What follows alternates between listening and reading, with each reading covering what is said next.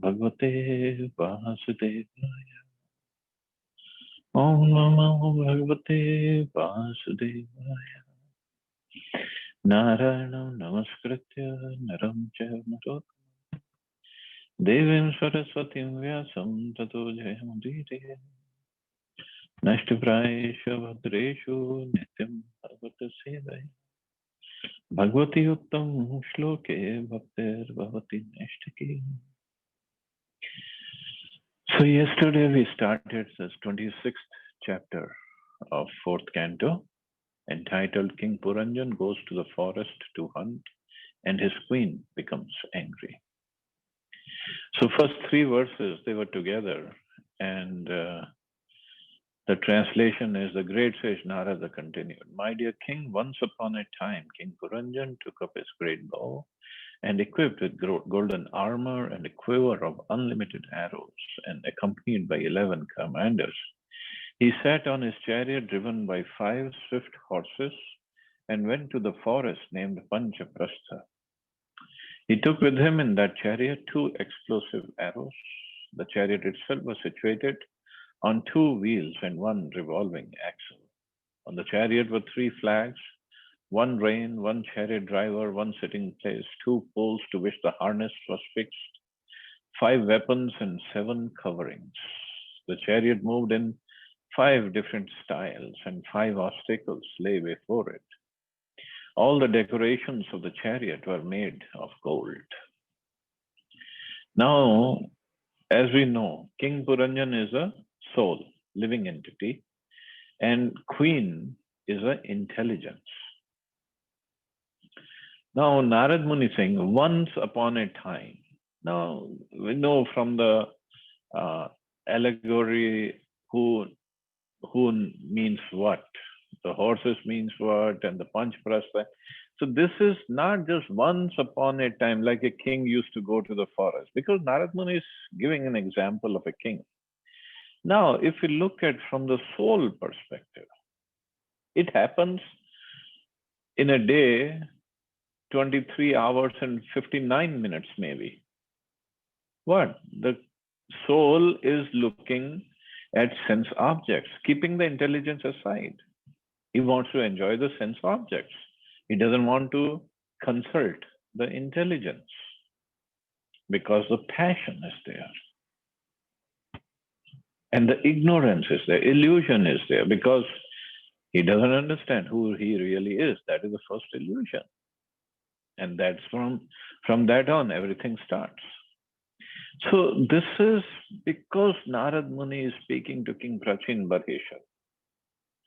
So he's laying the story of a king. Of course, he will, later chapters, he will lift up the curtain, telling who was what.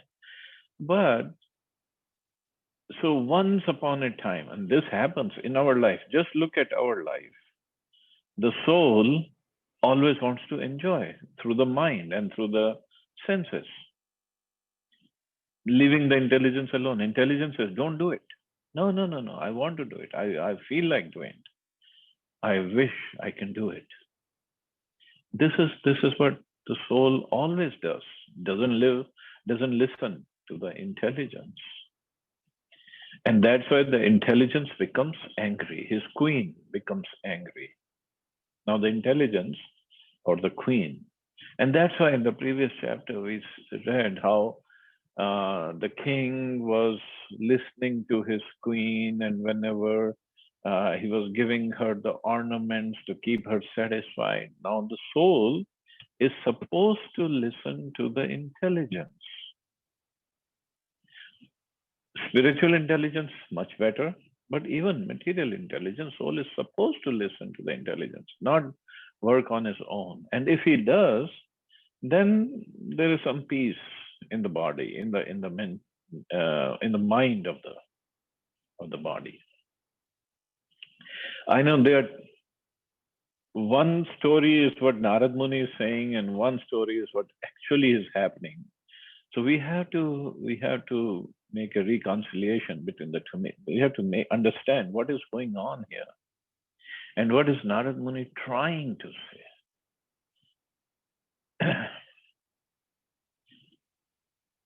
Now, further, he speaks. Chachar mrigyam tatra dripta atteshu karmukaha vihaya jaya mataddarha mrig vyasan lalasaha. It was almost impossible for King Puranjan to give up the company of his queen, even for a moment.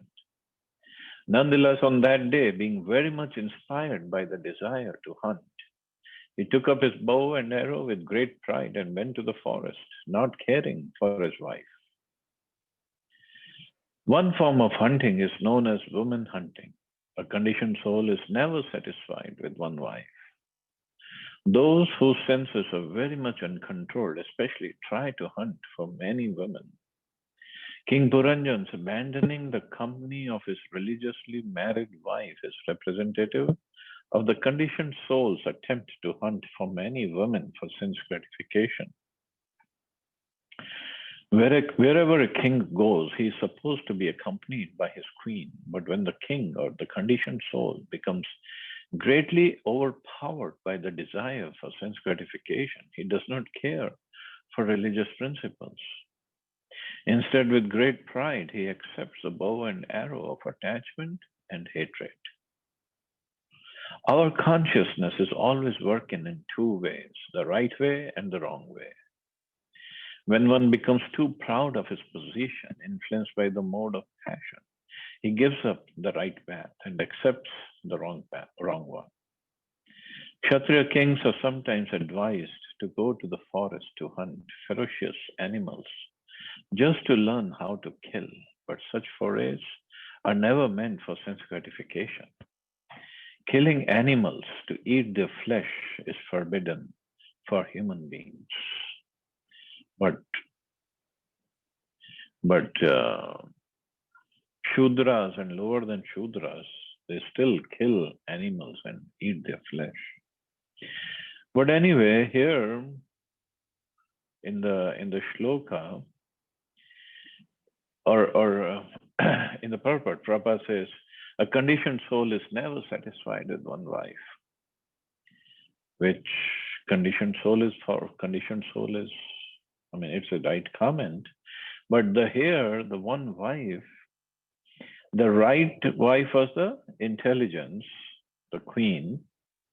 But King Puranjan, the soul, is looking for more avenues for sense gratification.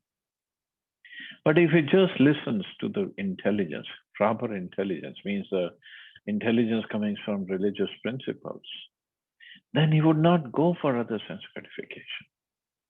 But this generally doesn't happen for the conditioned soul. And that is when he develops so many desires. And because of that, the next birth is waiting. And in the next birth, again, he tries to fulfill those desires. And then next birth, and next birth, next birth. This is how it goes on. So Prabhupada look at his purport. He is trying to reconcile between the real meaning and whatever Narad Muni is speaking. And still he gives the instructions for the Kshatriya kings also. Asurim vritim ashritya ghoratmanir anugraha nyahanan nishiter baner vaneshu van gocharan. At that time, King Puranjan was very much influenced by demoniac propensities. Because of this, his heart became very hard and merciless. And with sharp arrows, he killed many innocent animals in the forest, taking no consideration. When a man becomes too proud of his material position, he tries to enjoy his senses in an unrestricted way, being influenced by the modes of passion and ignorance. He is thus described as asurik or demoniac. So he came under the influence of ignorance and passion. And see where he says, he killed many innocent animals in the forest with the sharp arrows, taking no consideration. Means he tried to enjoy many sense objects. When people are demoniac in spirit, they are not merciful towards the poor animals. Consequently, they maintain various animal slaughterhouses. This is technically called shuna or hinsa, which means the killing of living beings. In Kali Yuga, due to the increase of the modes of passion and ignorance, almost all men are asuric or demoniac. Therefore, they are very much fond of eating flesh. And for this end, they maintain various kinds of animal slaughterhouses. So this is what Kali Yuga is. So many slaughterhouses and millions of animals are killed every day. Every single day. In fact, when this coronavirus was spreading, I mean, it's still spreading, but when it was in the beginning stages, so somebody had published statistics that at the rate at which the animals are killed all over the world,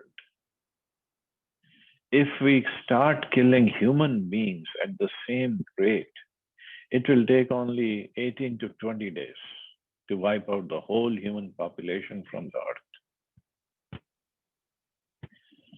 That many animals killed every single day.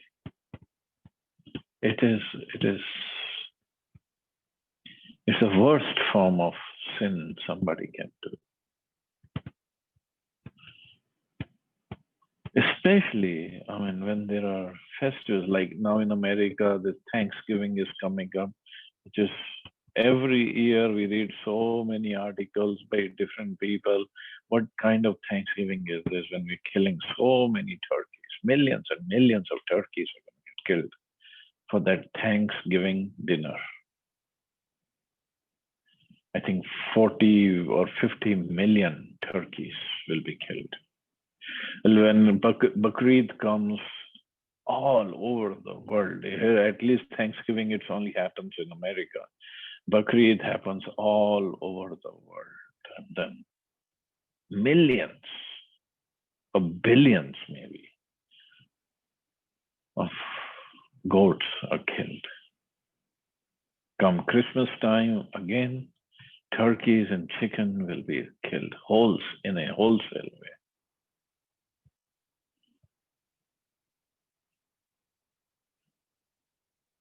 Then New Year Eve, again, I don't know. So this is what Prabhupada is saying. In this age of Kali, the propensity for mercy is almost nil. Consequently, there is always fighting and wars between men and nations.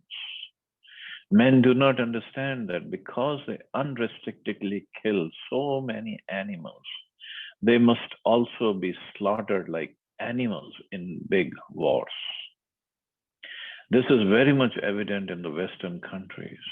In the West, slaughterhouses are maintained without restriction, and therefore every 5th or 10th year there is a big war in which countless people are slaughtered even more cruelly than the animals.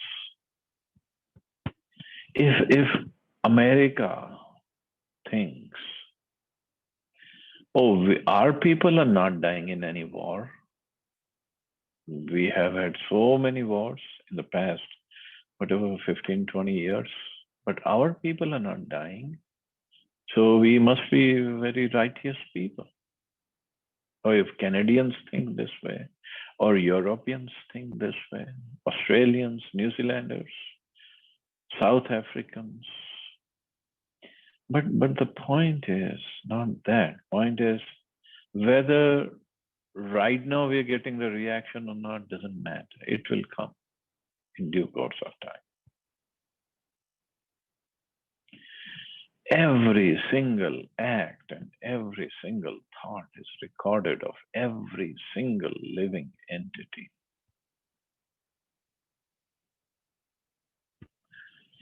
So we got to be very careful, and especially in this slaughtering of animals.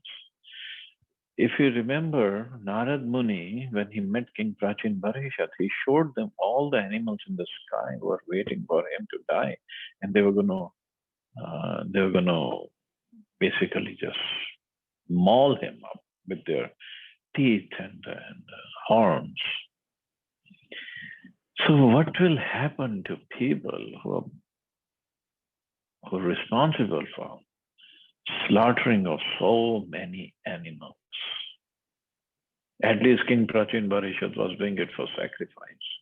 Here, there is no sacrifice. It is just for the taste of the tongue. So that is why Prabhupada said this leads to big wars. Sometimes during wars, soldiers keep their enemies in concentration camps and kill them in very cruel ways. These are reactions brought about by unrestricted animal killing in the slaughterhouse and by hunters in the forest. Proud, demoniac persons do not know the laws of nature or the laws of God. Consequently, they unrestrictedly kill poor animals, not caring for them at all. In the Krishna consciousness movement, animal killing is completely prohibited. One is not accepted as a bona fide student in this movement unless he promises to follow the 4 regulative principles. No animal killing, no intoxication, no illicit sex, and no gambling. This Krishna consciousness movement is the only means by which the sinful activities of men in this Kali Yuga can be counteracted.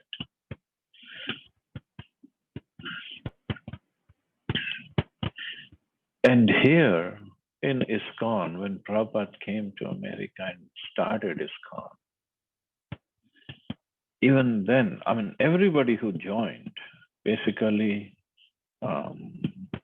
Americans, a young teenager or early 20s Americans, the society, the culture here is basically they eat meat 3 times a day.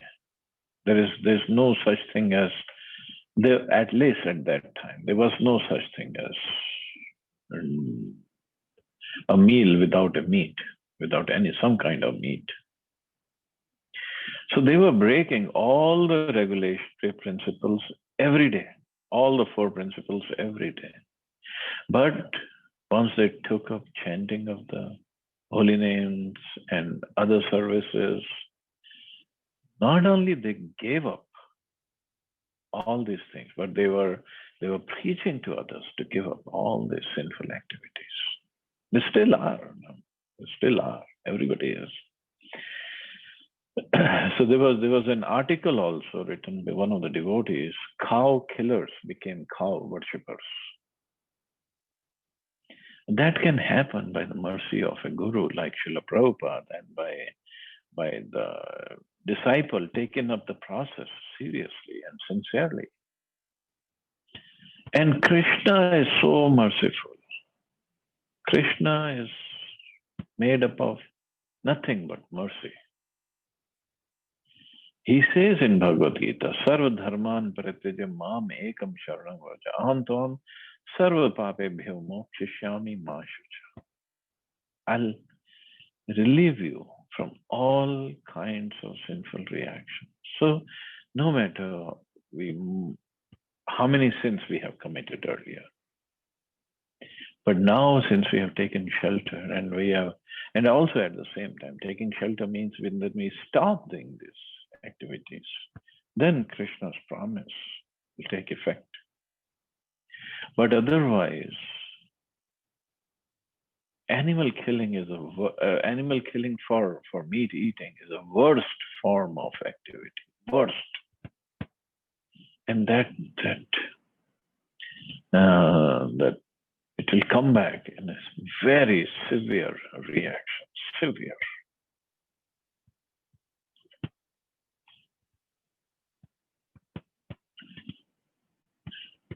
So King Puranjan, so Prabhupada goes both ways. As a king who was killing animals, innocent animals in the forest, So Prabhupada is explaining in that way. And as a soul, now he is going after different sense objects, leaving his intelligence behind. So that is that's also wrong. Tirtheshu prati drishteshu raja medhyan pashun vani yavadartham malam lubdho anyad iti niyamyate. If a king is too attracted to eating flesh, he may, according to the directions of the revealed scriptures, on sacrificial performances, go to the forest and kill some animals that are recommended for killing. One is not allowed to kill animals unnecessarily or without restrictions. The Vedas regulate animal killing to stop the extravagance of foolish men influenced by the modes of passion and ignorance. The question may be raised, why a living being should be restricted in sense gratification? If a king, to learn how to kill, may go to the forest and kill animals, why should a living entity who has been given senses not be allowed unrestricted sense gratification? At the present moment, this argument is put forward even by so-called swamis and yogis who publicly say that because we have senses, we must satisfy them with sense gratification. These foolish swamis and yogis, however, do not know the injunctions of the Shastras.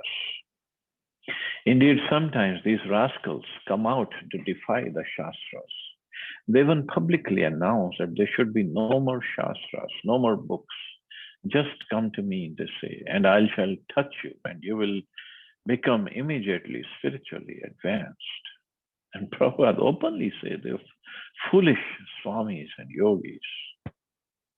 They might be having millions of followers, but if they don't follow the scriptures, their words or their activities have no use actually. And it's like blind leading the blind, and both will go into the ditch or go to hell.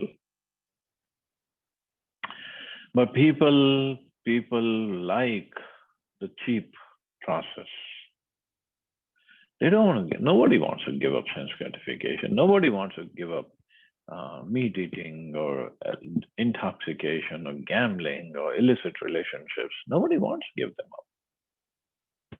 And if somebody finds a guru or swami, well, it's not actually a guru, but so-called guru or a swami or a yogi, who say, you do whatever you're doing, everything is fine. You just come here and do your meditation for half an hour in this air-conditioned room in New York City, and in 6 months you will be perfect. Not going to happen. I shall touch you and you will become immediately spiritually advanced. Not going to happen.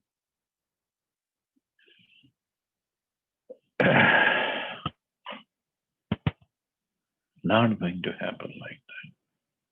We have devotees who've been chanting for the last 50 years in this lifetime. We don't even know how many years in the previous lifetimes. But still, long way to go. Purification is not that easy. Getting out of the clutches of Maya is not that easy. Fully surrendering to Krishna is not that easy. Fully surrendering our whole existence, our ego, our thought process, our mind, our consciousness, everything. We can imitate very nicely. But what's going inside the mind, inside our heart, only we know. We can project ourselves as very, very pure devotee, and people call us pure devotees, and we really enjoy it, enjoy all the respect, but we know we don't even have a pea of a pure devotee. Forget about everything else. So, and then on top of it, there's some swamis or yogis who say, "This you can enjoy everything and you'll still be perfect." It's all cheating. Because demoniac people want to be cheated, so many cheaters are present to cheat them. At the present moment in this age of Kali Yuga, the entire human society has become an assembly of cheaters and cheated. For this reason, the Vedic scriptures have given us the proper directions for sense gratification. So everything should be regulated. The scriptures, the knowledge, regulations are only for human beings, not for animals. Because in human life only we can think of higher purpose of life. So that's why the Vedic scriptures have given us proper directions. Everyone is inclined in this age to eat meat and fish, drink liquor and indulge in sex life. But according to the Vedic injunctions, sex is allowed only in marriage. Meat eating is allowed only when the animal is killed and offered before the goddess Kali. And intoxication is allowed only in a restricted way. In this verse, the word niyamyate indicates that all these things, namely animal killing, intoxication, and sex, should be regulated. So regulations is for human beings. Animals are regulated by nature anyway, but because we are even higher consciousness, higher intelligence, we think we can do anything, whatever we like. But then there are reactions. Animals don't have reactions. They don't get reactions for whatever they do. They're already completely controlled by Mother Nature.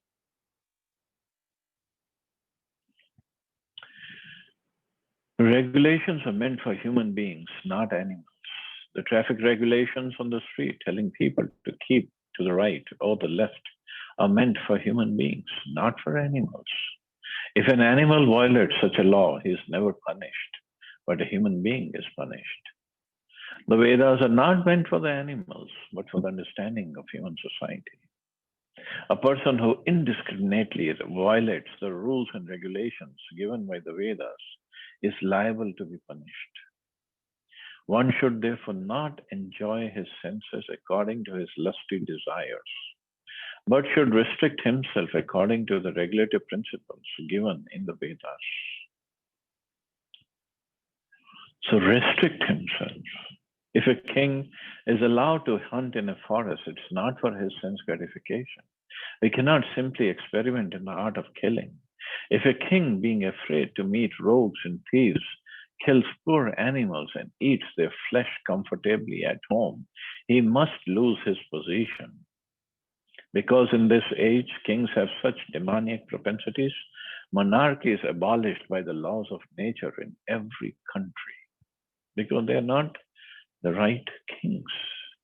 They don't follow the scriptures. So the monarchy is abolished.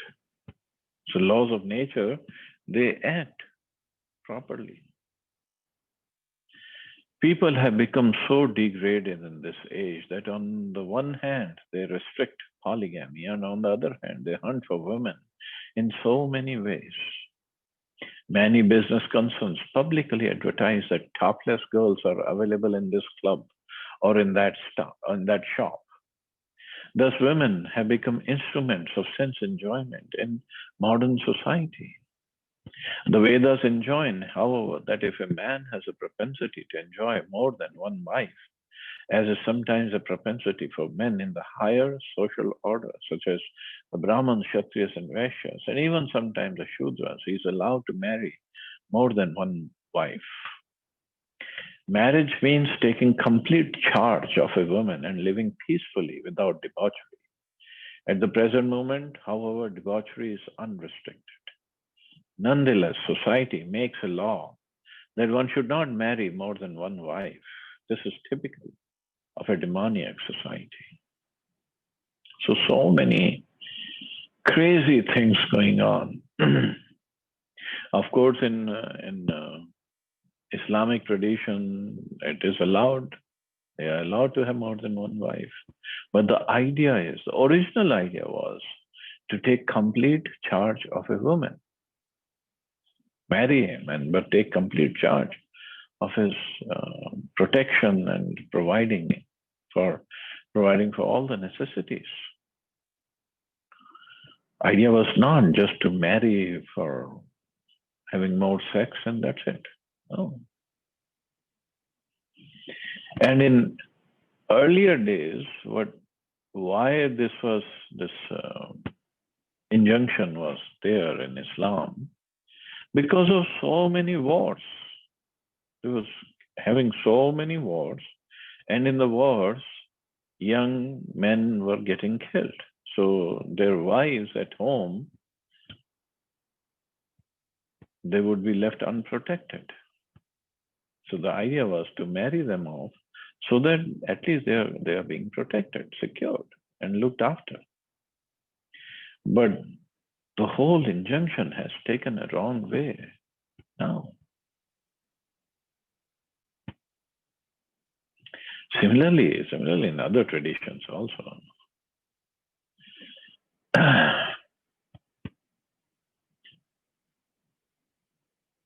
य एवं कर्म नियतं विद्वान् कुर्वीतु मानवः कर्मणा तेन राजेन्द्र ज्ञानेन न स लिप्यते. Narad Muni continued to speak to King Prachin Barhishat.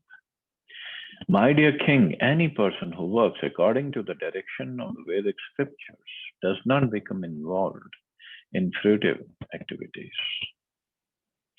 Just as a government may issue trade licenses in order for its citizens to act in a certain way, the Vedas contain injunctions that restrain and regulate all of our fruitive activities. All living entities have come into this material world to enjoy themselves. Consequently, the Vedas are given to regulate sense enjoyment. One who enjoys his senses under the Vedic regulative principles does not become entangled in the actions and reactions of his activities. As stated in Bhagavad Gita, yagyarthat karmana. One should act only for the performance of yagya or to satisfy Lord Vishnu. So acting or working is there. Work has to be done. The work has to be done for the pleasure of Vishnu. Anyatra lokoyam karma bandhana. Otherwise, any action will produce a reaction by which the living entity will be bound. A human being is especially meant to attain liberation from the bondage of birth, death, old age, and disease. He is therefore directed by the Vedic regulative principles to work in such a way that he may fulfill his desires for sense gratification and at the same time gradually become freed from material bondage. So this is a right way of living. Fulfill his desires for sense gratification and at the same time gradually become freed from material bondage. Action according to such principles is called knowledge. Indeed, the word Veda means knowledge. The word Jnanena Nasa Lipyate indicates that by following the Vedic principles, one does not become involved in the actions and reactions of the fruitive activities. So we all have the desire to enjoy the senses. This is what Sat, Chit, and Ananda means. The soul desires or deserves Ananda. And right now the Ananda is enjoying the senses. But we have to understand and we have to look for the spiritual Ananda, not material Ananda. Everyone is therefore advised to act in terms of the Vedic injunctions and not irresponsibly. When a man within a state acts according to the laws and licenses of the government, he does not become involved in criminal activities. Man-made laws, however, are always defective because they are made by men who are who are prone to committing mistakes, being illusion, cheating, and having imperfect senses.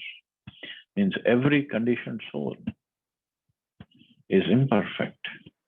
So whatever laws they make, they're also imperfect. But at least we still have to follow the laws. The Vedic instructions are different because they do not have these 4 defects. Vedic instructions are not subject to mistakes. The knowledge of the Vedas is knowledge received directly from God, and there is consequently no question of illusion, cheating, mistakes, or imperfect senses.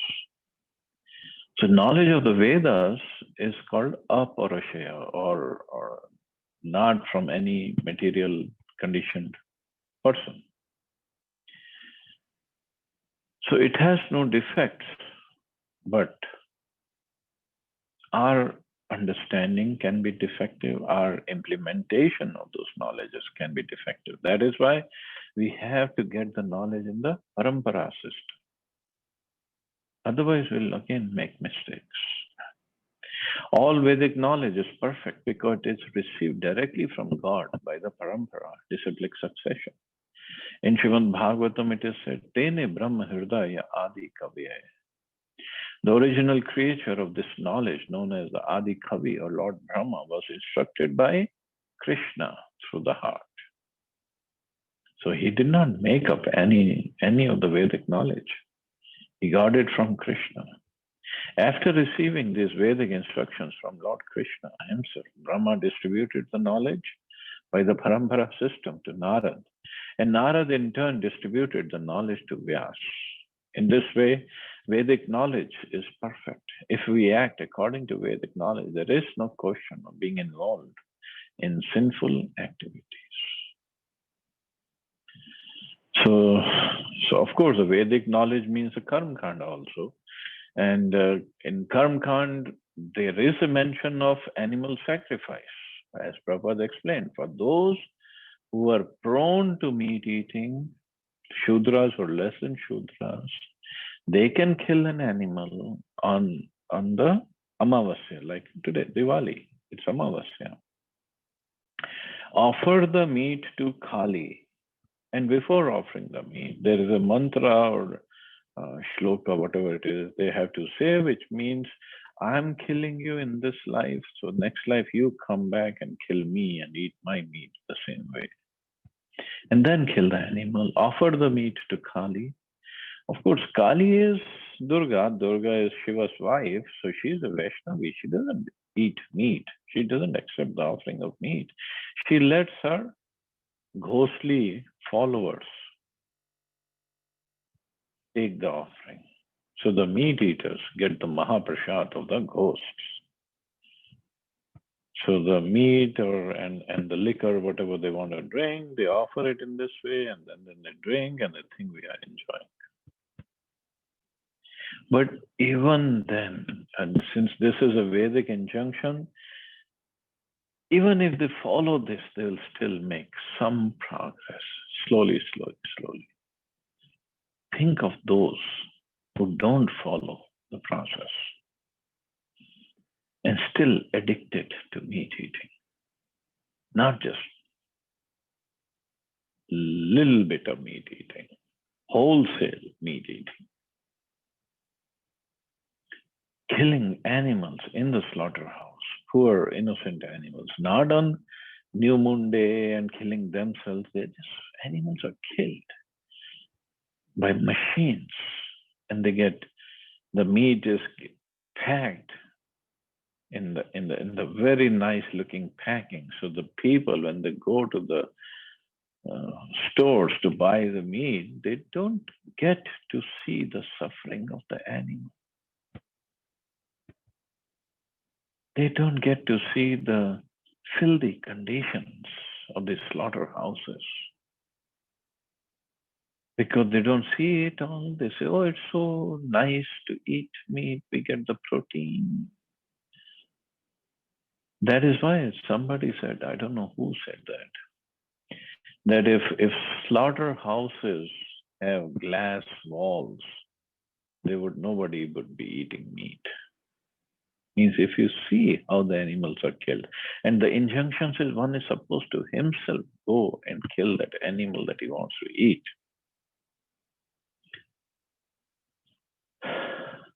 In the correct way. But Kali Yuga, that's what Kali Yuga is. Nobody wants to follow any Vedic injunctions. And that is why we have so many wars and not just the wars, like few years back we had such a tsunami in where it happened, Indonesia. One big wave and 250,000 people died. And it created havoc all over the world. Not all over, but few places. Now coronavirus is creating havoc all over the world. So many people have died. So these things will keep on happening, and more severe reactions will be there. Just like I'm a structural engineer, so we have to go and attend many seminars. So we were attending one seminar on earthquake loadings, because we have to design the building foundation for that. So the seminar, the person who was presenting, he was saying, now we are having these kind of earthquakes. So the outcome was more and more earthquakes are happening and with more severe intensity. If we look at the data 50 years ago and now, it's completely changed. So obviously it is because we are doing more and more sinful activities.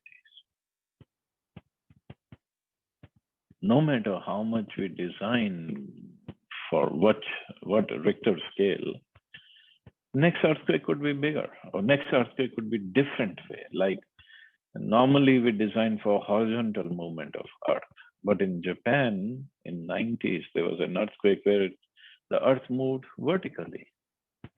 Now how can we stop the Earth to move whichever way she wants to? So nobody had designed buildings for the vertical movement of Earth. So much of destruction and so many people died in that earthquake.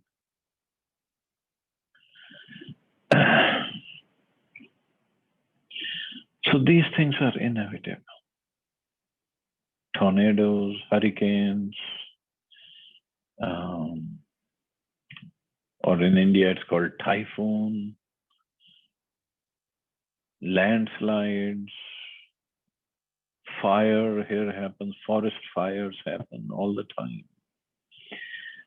More and more of these we will see, and more miseries. And the real reason is animal killing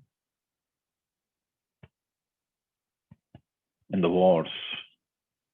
Okay, we can say Americans are not dying in war, or not too many Americans are dying in war. But there's so many Americans here in America only. They get killed in the gang wars, in the neighborhood wars, fighting, shootings, road accidents.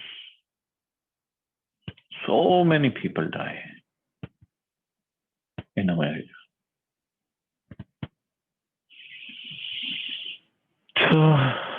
So this is what Narad Muni is trying to tell King Prachin Bharisha, that you follow the instructions.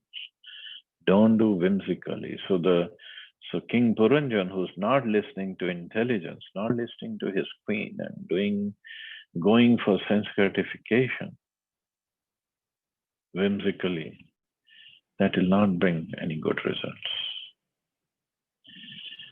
So anyway, we'll stop here. See anybody has any questions or comments?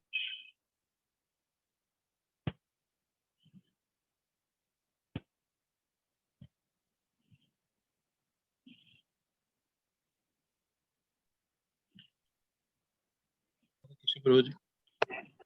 Hare Krishna. Prabhuji, not relating to the subject today, but I was going through this Chaitanya Charitamrita, And in the Madhya Leela, I have been reading that whenever the Rupa Goswami and Sanatan Goswami used to pay obeisances to the Chaitanya Mahaprabhu, they used to have grass in their mouth. What is the significance of that? Means I'm taking a position lower than the grass, a very humble position. Ranadapi Sunechana. Say again? Ranadapi Sunechana Siloka, that is an initiation. Yeah. Yeah. Thank you, Prabhupada. Means grass is considered the least important thing in the ground. And if I pick it up and put it in my mouth, means I'm considering myself lower than the grass. Thank you. Thank Thank you. you. Clarification.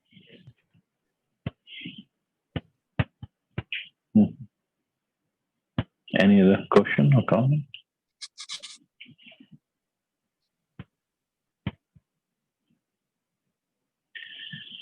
Okay, so I guess we can. You're saying something, Prabhu?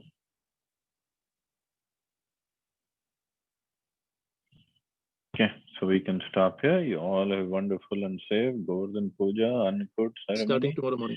First, Tomorrow morning.